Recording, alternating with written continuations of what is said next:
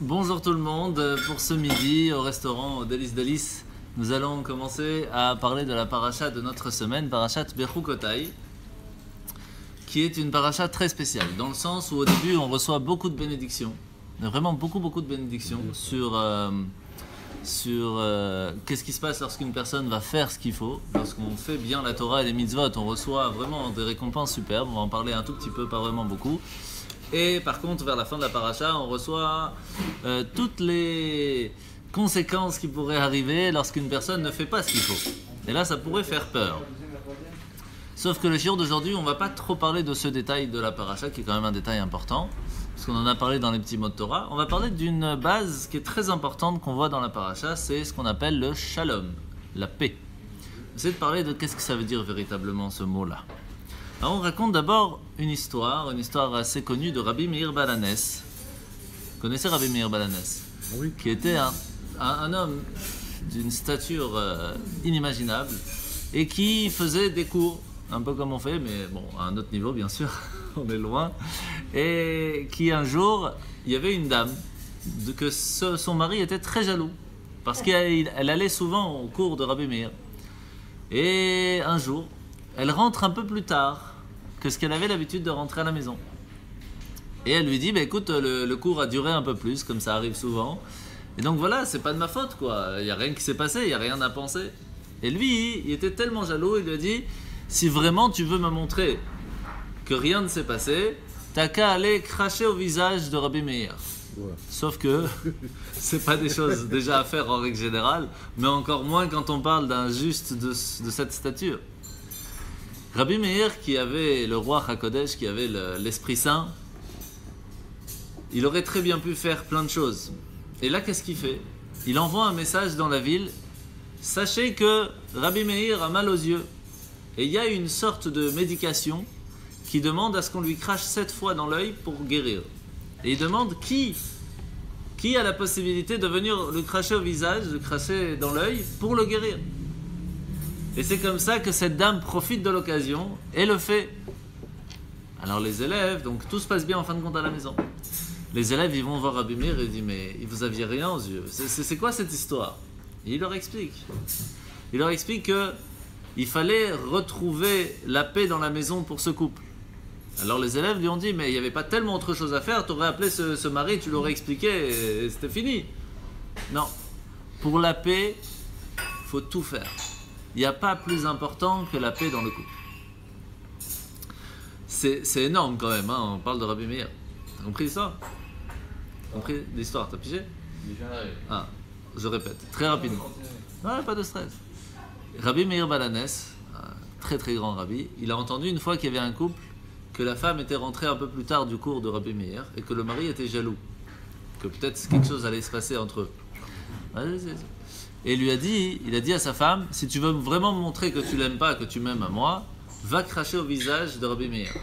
Sauf que on fait pas des choses comme ça. Et lui, qu'est-ce qu'il a fait? Il a fait semblant d'avoir mal aux yeux. Il a dit, je cherche quelqu'un qui puisse me cracher dans l'œil pour me guérir. Pour qu'elle puisse le faire et qu'il n'y ait pas de problème dans le couple. Les élèves lui ont dit, mais vous avez tellement d'autres possibilités de faire pour que ça aille mieux dans le couple, pourquoi ça? Il dit, parce que quand on parle de la paix dans le couple, il faut tout faire pour que la paix se fasse dans le couple. À ce point. Donc on voit que la paix c'est quelque chose de très très important. On appelle ça comment en hébreu? Le shalom bayit. La paix dans la maison.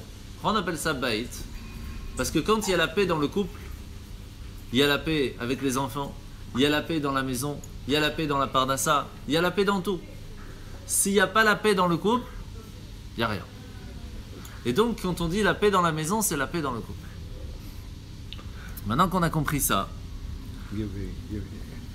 on va voir qu'il y a des bénédictions qu'on reçoit dans cette paracha au tout début. Et si tu écouteras mes préceptes, tu recevras la santé, tu recevras la réussite, tu recevras la pluie en son temps, tu recevras plein. Et on finit avec Shalom. Tu auras la paix. Il faut savoir qu'il y en a une qui est plus importante que tous, c'est Shalom. La paix, c'est ce qu'il y a de plus important. On voit bien ça dans le texte, Venatati Shalom Baaretz, et je donnerai la paix dans la terre. Quand on parle de la paix dans la terre, on parle ici qu'il n'y ait pas de problème en Israël, qu'on puisse vivre en paix, que ce soit entre nous, que ce soit avec nos voisins. C'est quelque chose qui est, pour l'instant, pas encore arrivé. Donc c'est une bracha qu'on attend. On attend avec impatience.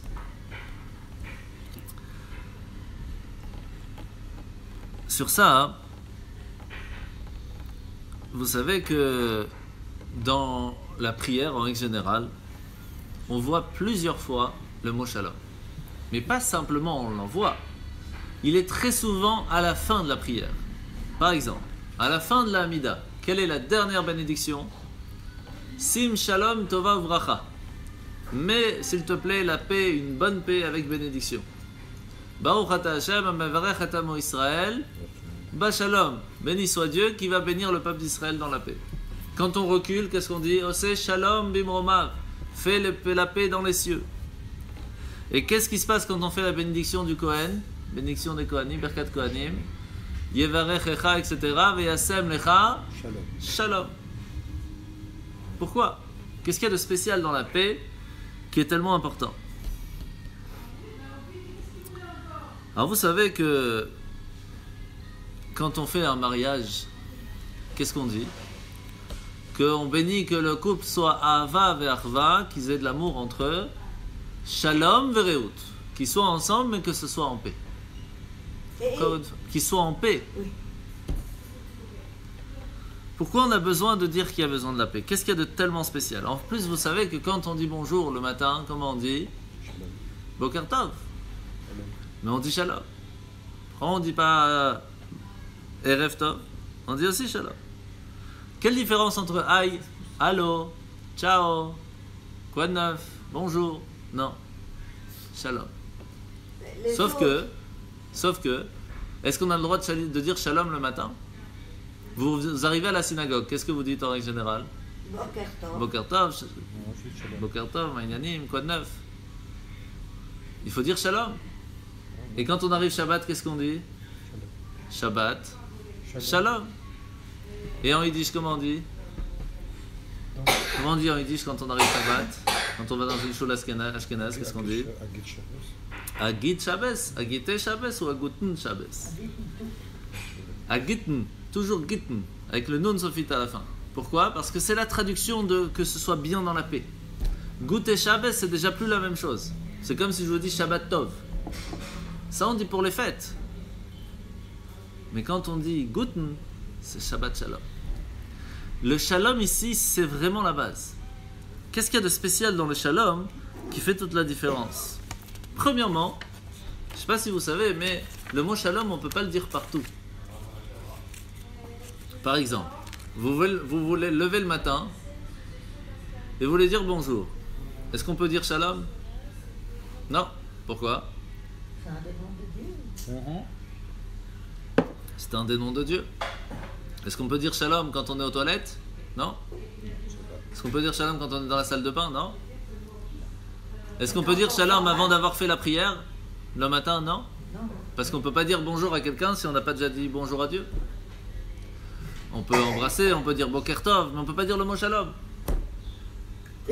Même ça, c'est pas top de dire... mais bon, généralement ça se fait aujourd'hui. Mais on ne dit pas le mot Shalom. On ne peut pas dire Shalom à quelqu'un si on n'a pas dit Shalom à Kadosh Baruch Hu. Donc Shalom, c'est quelque chose de spécial. Pourquoi c'est important de dire Shabbat Shalom? C'est une des mitzvot, entre guillemets. Salut. Ça va? Tiens, installe-toi. C'est une des choses qui sont importantes pour se rappeler qu'aujourd'hui c'est Shabbat. Comment, quand je vais dire à quelqu'un Shabbat Shalom, je vais pouvoir me rappeler qu'aujourd'hui c'est Shabbat? Je fais cette mitzvah entre guillemets de Zachor et Yom HaShabbat. Souviens-toi du jour de Shabbat. Ça roule? Shalom Aleichem. Ah bah voilà, Shalom Aleichem, vous voyez? Magnifique, il a dit, on est bon. Alors en parlant de Shalom Aleichem, on se rappelle que quand on commence Shabbat, quand on arrive pour manger Shabbat, qu'est-ce qu'on fait? Le Shalom Aleichem. Et après, quand les anges repartent, Tzetrem les Shalom. Encore une fois Shalom. Combien? La même chose pour la Souka, Soukat Shalom. Apores Soukat Shalom Aleinu, qu'Hachem il nous protège grâce à quoi? Grâce au Shalom, grâce à la paix. Tant qu'il y a la paix, on est au top. S'il n'y a pas la paix, il n'y a rien. Sauf que, on va essayer de comprendre quelle est la phrase la plus connue sur Shalom. On va la décortiquer un petit peu, vous allez comprendre c'est quoi vraiment Shalom. Quelle est la phrase la plus connue qu'on chante souvent? Oh, c'est...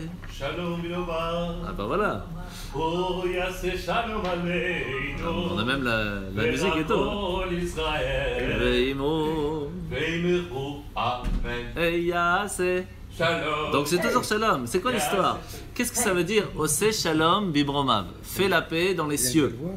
Ouais, il a une belle voix. Qu'est-ce que ça veut dire faire la paix dans les cieux? Est-ce que dans les cieux il y a la guerre? Franchement, il y a la guerre dans les cieux. Ils font tout ce que Dieu leur demande. Qu'est-ce que ça veut dire? Osé Shalom Bibromav. Bonjour. En fait, le Midrash nous explique. Il y a deux anges dans le ciel qui sont contradictoires. Il y a l'ange du feu et l'ange de la glace, ou l'ange de l'eau, comme vous voulez. Il y en a un qui fait son travail et l'autre qui vient qui est contradictoire. Il y a un problème. Qu'est-ce qu'on fait lorsqu'on fait la prière? Osé Shalom Mimomab. On réussit à faire la paix dans les cieux. Que l'eau et le feu peuvent être réunis pour ce que Dieu demande. À quel moment ça s'est vu?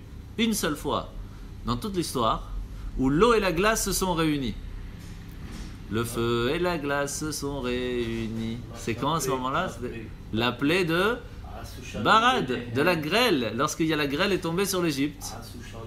Il y a eu la paix entre le feu et la glace qui se sont mis dans la grêle et qui ont brûlé et cassé les maisons et les champs et les arbres qu'il y avait en Égypte.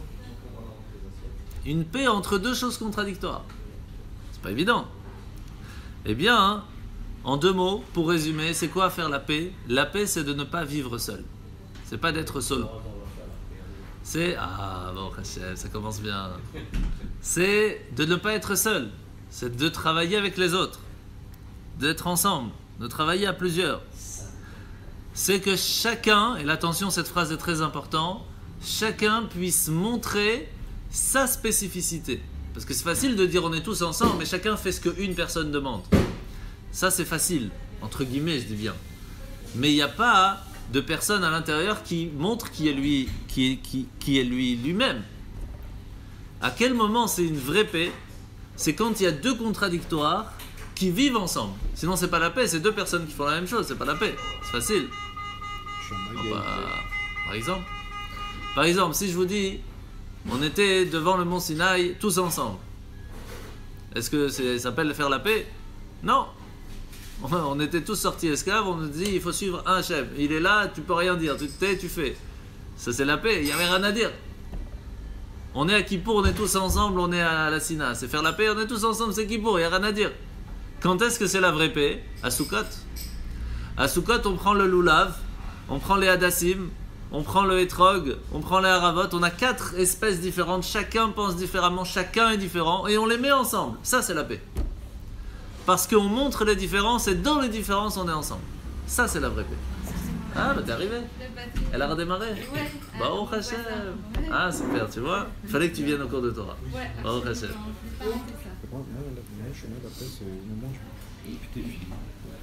Oui mais ça c'est la paix entre vous-même. Mais c'est pas la paix avec votre dame. Vous savez avoir la paix, je vais vous raconter une petite blague, il y a une sympathique. C'est quoi avoir la paix? Pour Abraham, il a créé, il a construit, il a demandé à ce qu'on fasse la prière du matin. Yitzhak, il a demandé à ce qu'on fasse la prière de l'après-midi. Et Yaakov, il a demandé à faire la prière du soir. Comment ça se fait? Bah, c'est facile. Il avait 12 enfants à mettre au lit. Qu'est-ce qu'il a préféré faire? Aller à la synagogue. C'est facile, il a préféré avoir la paix. C'est plus simple, hein? Ce que j'aimerais demander, c'est que pour souhaiter la paix au royaume des cieux, ça présume qu'il y a des guerres. Tout à fait, c'est ce qu'on vient d'expliquer. Alors ce sont des guerres extraterrestres. Tout à fait. Qui existent tout avec des navettes spatiales et tout. Pardon? Non, c'est pas des guerres en fait, c'est des contradictions. Oui. La paix vient mettre deux contradictions ensemble. Alors c'est ça qu'on va essayer d'expliquer, comment ça fonctionne. D'abord, la base de dire je suis prêt à faire la paix, c'est pas dire à l'autre quand tu auras compris comme moi, alors on pourra se discuter. Ça c'est pas faire la paix. Faire la paix, c'est dire il y a de la place pour nous deux. ta façon de penser est peut-être pas exacte pour moi, mais tu as le droit de la dire, tu as le droit de parler. Il y a de la place pour nous deux. Ça, c'est faire la paix. Et c'est pas quelque chose d'évident. Pas du tout quelque chose d'évident. C'est pour cela que le jour de Shabbat, c'est précisément ce jour-là qu'on va dire Shabbat Shalom. Ce Shabbat, il doit être un jour de paix. Pourquoi ? Parce que toute la semaine, c'est la course entre l'un et l'autre, et moi je suis concurrent, et moi je veux gagner plus, et moi je vais faire telle pub, et moi j'ai truc, et toi tu as le même magasin que moi, et moi je suis pas content parce que toi tu gagnes plus, et moi je gagne moins, et truc. Shabbat, on arrive à la synagogue, tout le boulot il est parti, on n'est pas au travail, il n'y a aucune concurrence là, on est tous ensemble pour prier, on fait le shalom, on est deux concurrents, un assis à côté de l'autre, et tous les deux, il y en a un qui monte à la Torah, l'autre il monte, l'autre il truc, l'autre il prie, l'autre... Il n'y a pas de concurrence. On est tous les deux ensemble. Ça, c'est faire la paix. Mettre de côté nos différences pour être ensemble. C'est pas facile. C'est pas facile. Ah, mais personne n'a dit qu'avoir la paix, c'est facile. Vous voyez bien que dans le monde, qui peut mériter dire « Moi, j'ai réussi à faire la paix ». Bien sûr, pour réussir à faire la paix avec les autres, il faut d'abord faire la paix avec soi-même. Ça, c'est un bon début. Mais c'est ça la vraie paix. Qui peut vraiment dire, moi j'arrive Shabbat à la synagogue, je suis en paix avec tout le monde. J'ai aucun problème avec tout le monde, je vais dire bonjour à tout le monde. Bah déjà, il faut commencer à ce que le rabbin dit de dire bonjour à tout le monde. C'est un bon début. Il faut que chacun il sache que quand il vient dans la synagogue, il va dire bonjour à tout le monde. C'est déjà un bon début. Et quand on va et on dit Shabbat Shalom à tout le monde, ça permet de faire que l'autre se dit, ah, il n'a rien contre moi, il vient me dire bonjour, c'est agréable, bah moi aussi je vais lui dire bonjour. Et ça commence. Il faut un début à quelque chose. Il faut faire le pas vers l'autre. La paix ne se fait pas tout seul. Monsieur le rabbin, oui. Quand on fait le Kaddish, qui on dit aussi la même phrase, aussi Shalom Umas, oui. C'est-à-dire par rapport à la vie et la mort. Non, le Kaddish n'est pas spécialement pour la vie et la mort. À la fin du Kaddish. Mais le Kaddish en soi n'est pas quelque chose qui est spécifique à la vie ou à la mort. Le Kaddish, c'est dire comment Dieu est grand. Et une des choses comment Dieu est grand, c'est qu'il réussit à faire vivre deux choses contradictoires ensemble.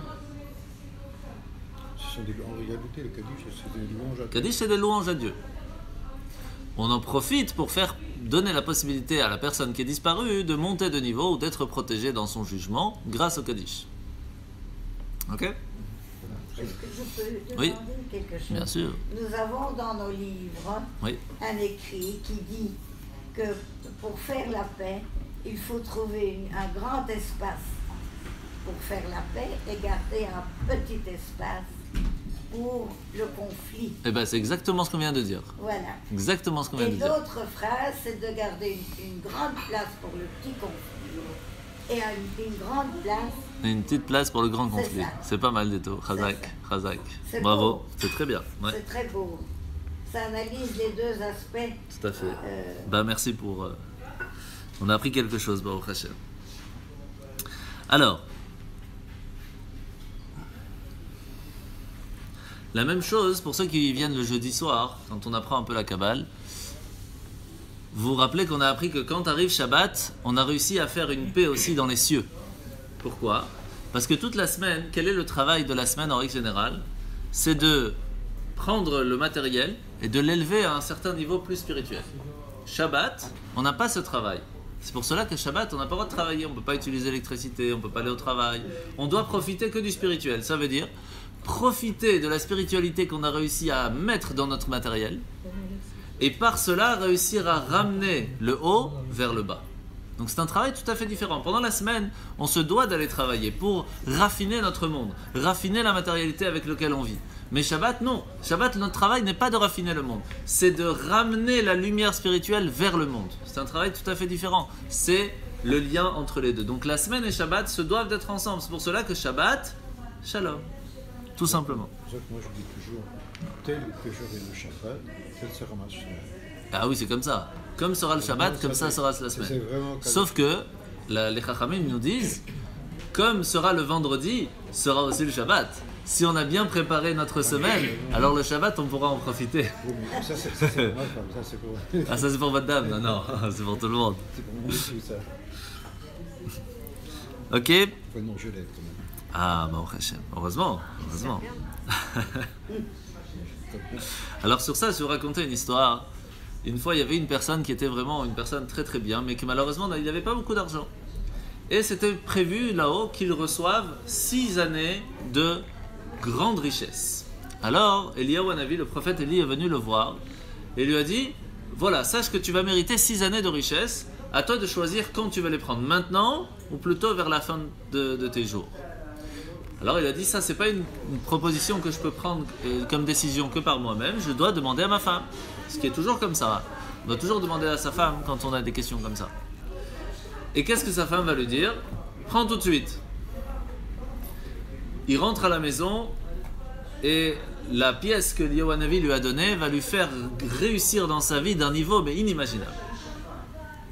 Et pendant ces 6 années, sa femme va donner énormément aux pauvres, aux orphelins, à ceux qui ont besoin, pour les mariages, pour les enterrements, vraiment énormément. Et elle va tout mettre dans un carnet. 6 ans plus tard, Eliyahu Hanavi tape à la porte. Bonjour, je voudrais récupérer ma pièce. Il lui dit, écoute, quand tu es venu, j'ai demandé à ma femme. Pour te la rendre, je dois demander à ma femme. Et sa femme lui dit, avant de lui donner la pièce, tu lui donnes ce carnet. Et quand Eliyahu Hanavi, il a vu le carnet avec tout l'argent qu'il a fait participer, pas que pour soi-même, mais il a donné aux autres, il lui a dit, tu peux garder la pièce. Pourquoi?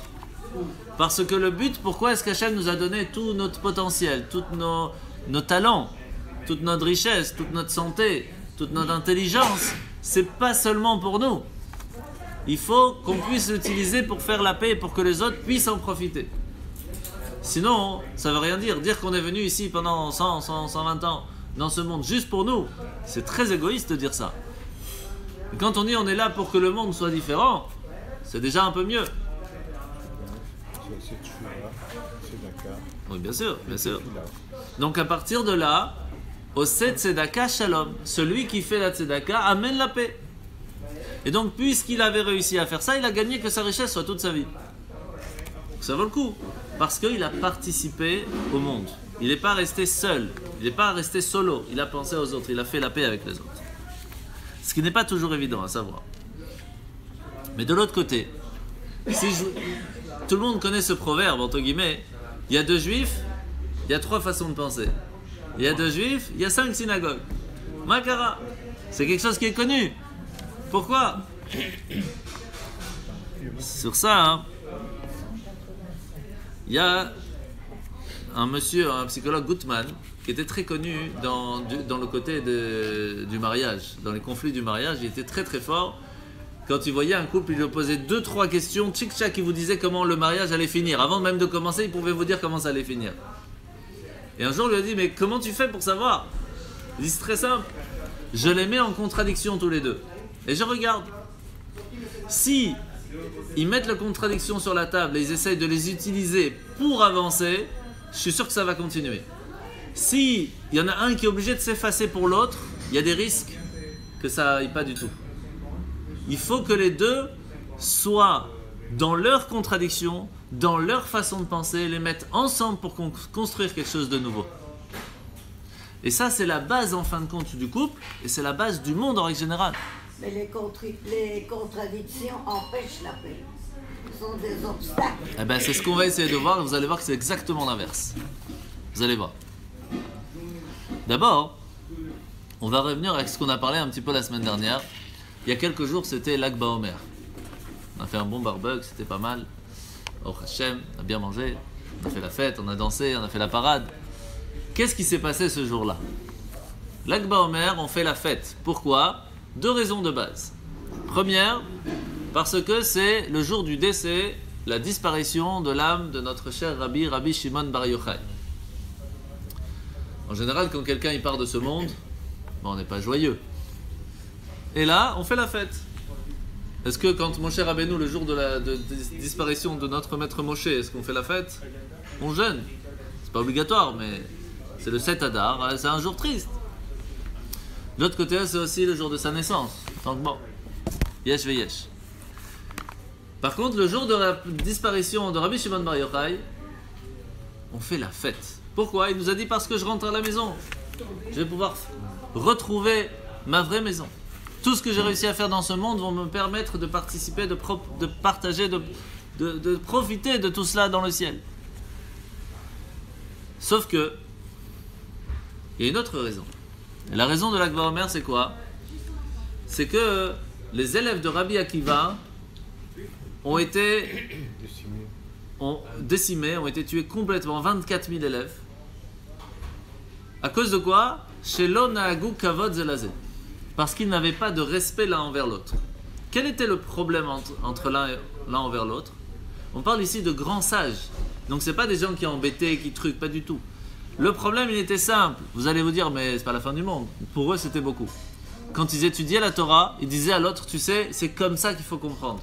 Il dit, mais moi, j'ai pas compris comme ça. Il dit, oublie ta façon de comprendre. C'est moi qui ai raison. Je veux que tu connaisses. Je veux que tu comprennes. Je te laisse pas parler. Comprends comme moi, parce que c'est moi qui ai la vérité. Est-ce que c'est bien de faire ça? D'un côté, c'est bien. On veut le bien de l'autre. Comme dans le couple, ça peut arriver. C'est moi qui ai raison. Je veux que tu fasses comme moi, j'ai compris. Parce que ce que toi, tu penses, t'as faux. C'est un manque de respect envers l'autre. Par contre, quand Rabbi Akiva, après l'Akba Omer, il a pris 5 autres Talmidim, élèves, entre autres Rabbi Shimon Bar Yochai, Rabbi Meir Balanas et autres, il leur a dit, à partir de maintenant, vous allez échanger vos idées.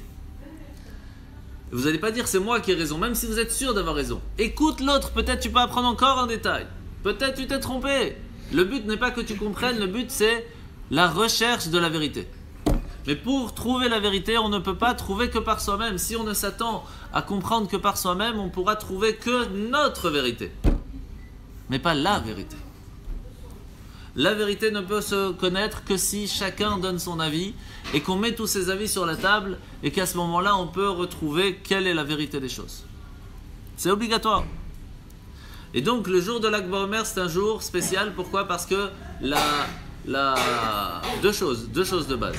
Premièrement, les élèves de Rabbi Akiva ont arrêté de mourir. Donc, on arrête le deuil.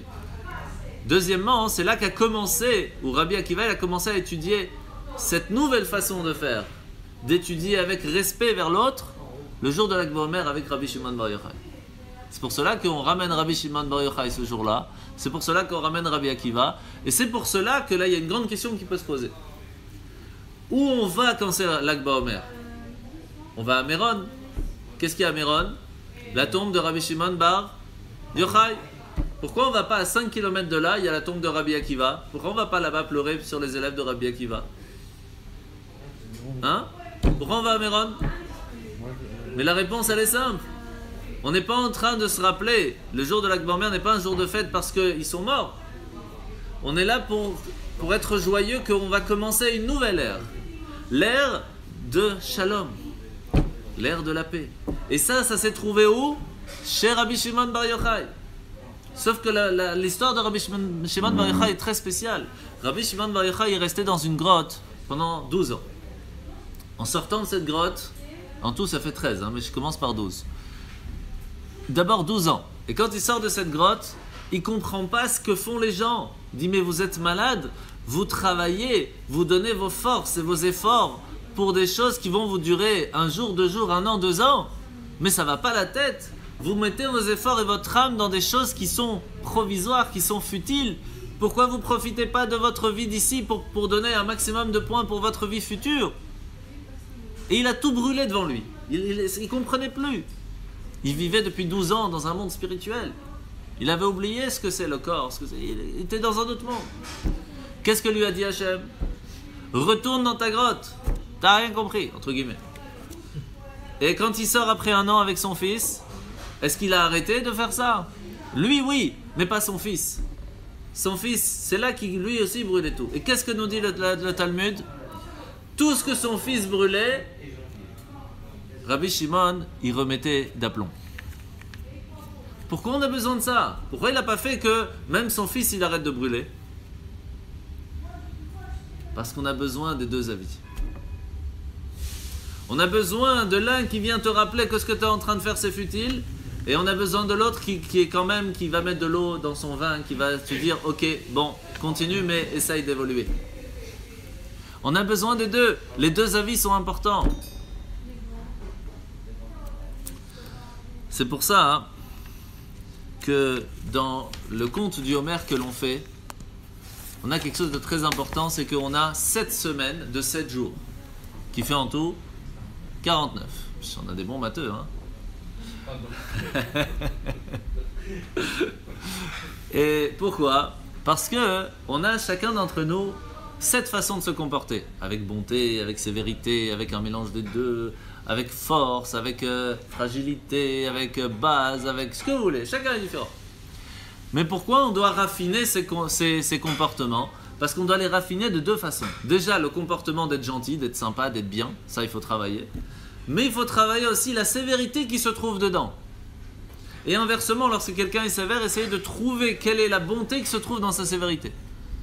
Mais comment? C'est 2 choses totalement différentes, totalement contradictoires. Celui qui est gentil, il n'est pas sévère. Celui qui est sévère, il n'est pas gentil. Comment on va mettre les 2 ensemble?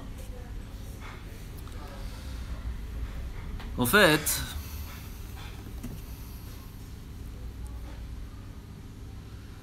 il faut comprendre que les 2, pas seulement ils sont importantes, mais ils se doivent de vivre ensemble. Quelqu'un qui éduque son enfant, par exemple, trop sévère, s'il ne met pas un peu de l'eau dans son vin, c'est une catastrophe. Celui qui est trop gentil, qui ne sait pas quand il y a des moments où il ne faut pas donner, c'est une catastrophe. C'est pour cela que la paix n'est pas quand quelqu'un dit « Moi, je suis le plus gentil, moi, je suis ouvert à tout, moi, j'ai aucun problème, moi, je suis cool la vie, moi, je suis végétalien, tout ce que vous voulez. » L'homme chané, tout à fond, à fond, à fond, à fond. C'est pas bon. Quelqu'un qui dit « Moi, je suis trop strict, moi, je fais rien, moi, j'ouvre pas la porte, je veux rien entendre. » C'est pas bon. Quelqu'un qui sait mélanger les 2, qui sait faire la paix avec toutes ses forces, c'est là qu'est la vérité. C'est là l'importance. C'est réussir à faire la paix entre les façons de se comporter. En savoir ouvrir les yeux, tout en savant quand est-ce qu'il faut fermer les yeux. Il y a des fois où la bonté est beaucoup trop. Ah mais personne n'a dit que c'était facile, encore une fois. Il faut pouvoir l'arrêter. Mais bien sûr, c'est un travail de toute la vie. Hein. Pour cela que même pour un professeur, quelqu'un un bon professeur, c'est quoi? C'est celui qui sait ouvrir les yeux et voir ce qui n'est pas bon, tout en sachant fermer les yeux quand c'est pas le moment de le dire. Et ça vaut pour un père et une mère, ça vaut pour un ami. J'ai vu mon ami qui a fait une bêtise, je sais que pour l'instant ça sert à rien de lui dire, ça va pas évoluer. Alors je me tais. Quand je sais que ça peut faire quelque chose, alors je dis. Savoir quand ouvrir la bouche, savoir quand fermer la bouche. Les 2 sont importants, on peut pas dire tout est oui, tout est non, ça marche pas. Pas tout est blanc, pas tout est noir, il y a du gris. C'est pour cela que il y a cette histoire de... Ça va, il y a encore un temps. Il y a cette histoire d'un grand rabbi qui a dû se sauver, le Nassi à Sanhedrin, Rabbi Yoshua ben Perachia, grand rabbi, qui a dû se sauver de Jérusalem parce qu'il y avait la guerre, les Romains, tout ça, etc. Moi, je ne rentre pas dans le détail. Il a dû se sauver, il s'est caché avec un de ses élèves. Et ils arrivent en fin de compte dans une arsania, donc une sorte d'auberge, qui était très classe. Bien, vraiment très jolie. Et Rabbi Yoshua, oui. Non, Rabbi Yoshua ben Perachia. Un rabbi dans le Talmud, dans l'histoire. Et on raconte qu'ils arrivent dans une sorte d'auberge en se cachant de ville en ville. Et là, il dit à son élève, t'as vu, elle est belle l'auberge. Alors son élève lui dit, mais comment vous pouvez parler comme ça de l'aubergiste? C'est pas joli de dire qu'elle est belle. Il dit, mais comment tu peux arriver à voir que moi j'aurais pu penser qu'on parlait d'ici de la dame qui occupe l'auberge et pas de l'auberge elle-même? Sors de là, je veux plus te voir. Malheureusement, il n'a jamais voulu le reprendre. Il n'a pas voulu accepter les excuses. Et à cause de ça, ça va faire plein de problèmes plus tard. Je ne rentre pas dans le détail. Mais ici, le problème, il est, est-ce qu'il a bien fait de dire ça? Est-ce qu'il a bien fait de ne pas excuser? On voit bien qu'en fin de compte, ça a été une catastrophe. Alors, est-ce qu'il n'aurait pas mieux fallu lui dire, tu sais, ici je parlais de l'auberge, c'est tout, et fermer les yeux? Et la réponse, elle est que les 2 sont importants. Lui faire comprendre que sa façon de voir les choses était pas bonne, il fallait le mettre, il fallait le dire, il fallait peut-être pas le renvoyer à ce point, mais disons qu'il fallait marquer les choses. Mais par contre, il fallait savoir être ouvert à pouvoir le récupérer de retour, savoir accepter les excuses. Ça aussi, il faut faire. Quelqu'un qui est trop têtu, il dit « moi, j'accepte pas, c'est foutu, moi, j'écoute plus rien ». C'est une catastrophe. Jamais il pourra être heureux, cette personne. Parce que si on est trop têtu à ne jamais savoir excuser, c'est une catastrophe. C'est comme ça que ça fonctionne. Mais une personne qui ferme trop les yeux et qui dit rien, c'est aussi un problème. Parce qu'à un certain moment, il va ramasser. Ça fait mal. Donc il y a des fois, il faut savoir laisser couler. Il y a des fois, il faut savoir dire non. Mais il faut surtout savoir laisser revenir la personne à un certain moment. On ne peut pas être trop ouvert. Mais on ne peut pas être trop fermé non plus. Le Talmud Sanhedrin nous dit une phrase très connue dans l'éducation. La main gauche repousse, la main droite rapproche. La main gauche qui est faible, elle doit repousser. Mais la main droite qui est forte, elle doit rapprocher. On a besoin des deux, et c'est pour ça qu'on a deux mains. Sinon, pourquoi on n'a pas fait qu'une main, la main droite, et c'est tout? Non, la sévérité est aussi importante, mais elle doit être plus faible. Ce qu'on avait dit, Dieu punit d'une main et pardonne des deux mains. C'est ça, C'est ce exactement. qu'on avait dit le jour, Oui. Oui. Sur ça, le rabbi précédent ramène une histoire d'un mechaner. Un mechaner, c'est un éducateur qui s'appelait Reb Nissan. Un très grand éducateur connu qui a réussi à fonder des écoles, à gérer, à apprendre à un éducateur vraiment inimaginable. Et pourtant, il avait des soucis avec son enfant, ce qui est souvent le cas en général. Le cordonnier est toujours le moins bien chaussé. C'est exactement, oui. Et un jour, il a dû en mettre une à son enfant. Ça arrive. Et son enfant, sur chaque fois qu'il lui en mettait une, ça faisait pas avancer le schmilblick. Quand est-ce que ça a évolué? Le jour où, après s'en être ramassé une, le fils voit que son père va dans sa chambre. La porte est entrouverte et il le voit en train de pleurer. Pleurer sur son sort qu'il a dû faire du mal à son enfant. Et ça l'a changé. Qu'est-ce qui l'a changé? Ça l'a changé de voir que son père, il aimait vraiment. Et que la raison pourquoi il lui en a mis une, entre guillemets, c'est parce que ça lui faisait mal de voir son fils agir de cette façon. Sauf que l'enfant ne comprend pas toujours. Et on n'a pas les bons mots pour le montrer. Et lorsque le père réussit à montrer ça à son fils, le fils comprend. Mais ce n'est pas toujours le cas, c'est même rarement le cas. Et cette fois, le fils l'a compris à quel moment? Lorsqu'il a vu son père pleurer sur comment son fils était. C'est pour ça que lorsque...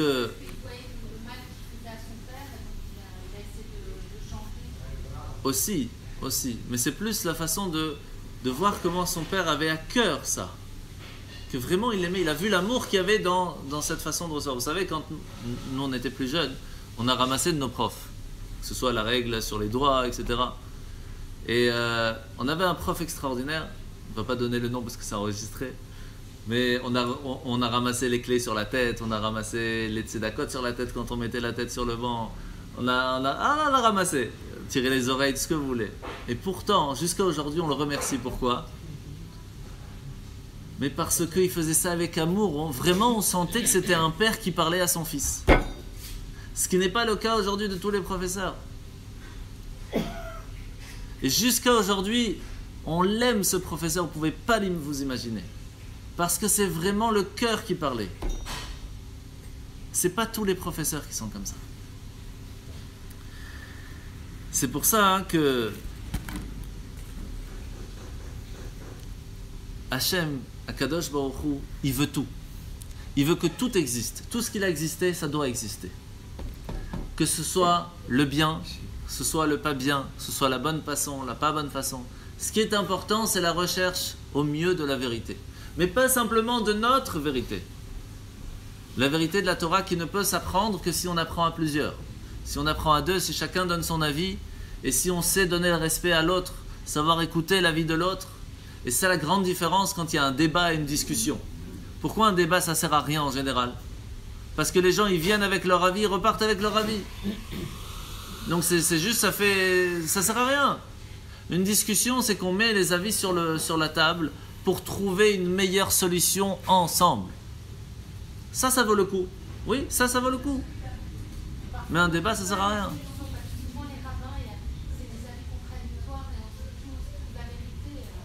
Ah, mais les deux ont raison. Encore une fois.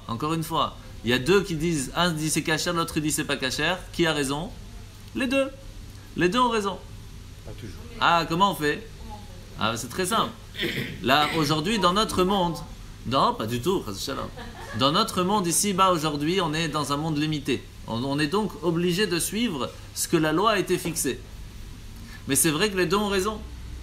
Et ça, c'est quelque chose de très connu. Je vais vous donner un exemple. Imaginez que je vous dis ici, qu'est-ce qui est plus grand? La largeur ou la hauteur?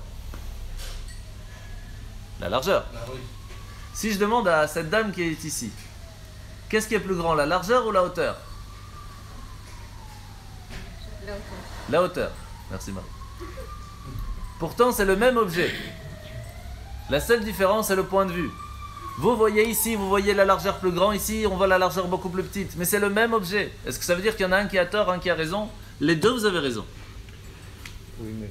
La différence, elle est que nous, aujourd'hui, quand on vit dans un monde limité, il y a un certain moment, on doit prendre une décision.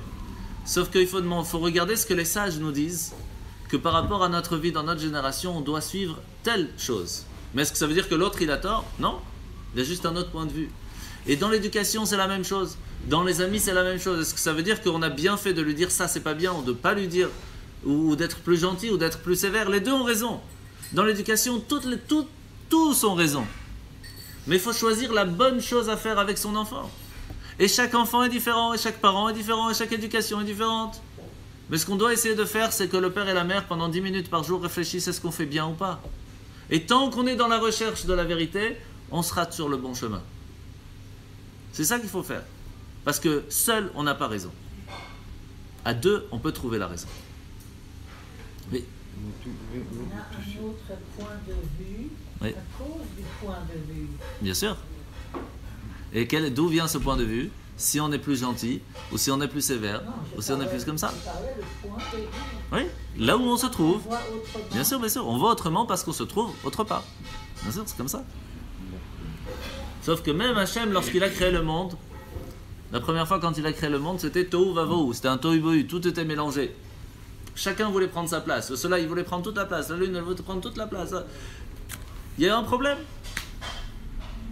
Qu'est-ce qu'il a fait Hachem pendant 6 jours?